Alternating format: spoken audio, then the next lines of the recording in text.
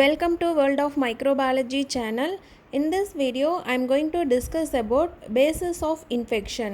So basis of infection la paathitingana four types irukku. The first one is incubation period, second one the prodromal stage, and third illness period, and fourth one is period of decline. So இதை base பண்ணி இந்த basis of infection வந்து பிரிச்சிருக்காங்க. First one, incubation period அப்படின்னா என்னன்னா, the incubation period is the period between pathogen entry and the expression of signs and symptoms. அதாவது எப்போ வந்து மைக்ரோ ஆர்கானிசம் வந்து நம்ம பாடியில் என்ட்ரு ஆகுதோ அந்த டைம்லேருந்து அது சிம்டம் காமிக்கிற டைம் வரைக்கும் இருக்கிற பீரியடை தான் நம்ம இன்குபேஷன் பீரியட் அப்படின்னு வந்து சொல்கிறோம்.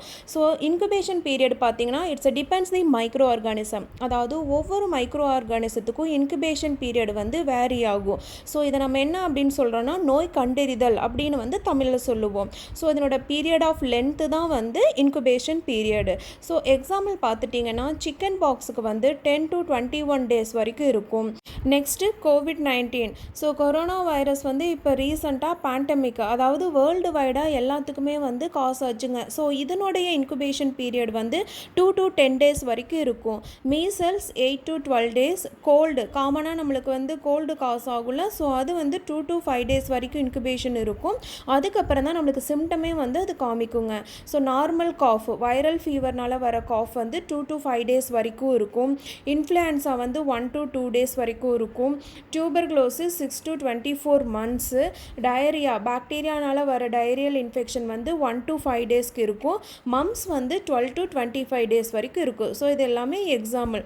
அதாவது depends micro organism, the incubation period will be change. And the second one is the prodromal stage. So இந்த ஸ்டேஜில் பார்த்துட்டிங்கன்னா சைன்ஸ் அண்ட் சிம்டம் வந்து நம்மளுக்கு தெரிய ஆரம்பிக்கும். ஆனால் இதுக்கு ஸ்பெசிஃபிக்காக வந்து நம்ம டயக்னோசிஸ் பண்ண முடியாது. அதாவது இதுதான் வந்து இந்த பர்டிகுலராக காஸ் பண்ண டிசீஸ் அப்படின்னு வந்து நம்ம தெரிஞ்சுக்கிட்டு இதில் வந்து நம்ம இதுக்கு தகுந்த ஆன்டிபயோட்டிக்கோ இல்லை வேறு ஏதாவது மெடிசன்ஸோ நம்ம வந்து இதுக்கு எடுத்துக்க முடியாதுங்க. ஆனால் இது வந்து கான்டேஜியஸாக இருக்கும். ஸோ இட் மீன்ஸ் நோய் தொற்றிக்கொள்ளும் தன்மை அப்படின்னு சொல்லுவாங்க. ஆனால் இந்த பீரியடில் பார்த்துட்டிங்கன்னா ஸோ அது ஸ்ப்ரெட் ஆகிறதுக்கான வாய்ப்பு கூட இருக்கும்.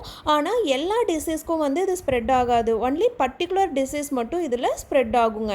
ஸோ என்ன அப்படின்னா சைன்ஸ் அண்ட் சிம்டம் வந்து ஸ்டார்ட் ஆகிற இதை தான் நம்ம ப்ரெட்ரோமல் ஸ்டேஜ் அப்படின்னு வந்து சொல்கிறோம். And third one is illness period. So இதில் பார்த்துட்டிங்கன்னா அந்த டிசீஸ் ஆர் இன்ஃபெக்ஷன் வந்து ரொம்ப சிவியராக இருக்கும்.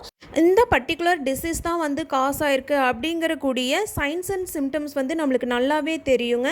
அதுக்கப்புறம் இதில் நம்ம பாடியில் என்ன சேஞ்ச் ஆகும் அப்படின்னு பார்த்துட்டிங்கன்னா நம்ம இம்யூன் ரெஸ்பான்ஸ் வந்து ட்ரிகர் பண்ணிவிடும், அதாவது நல்லா தூண்டி விடுங்க.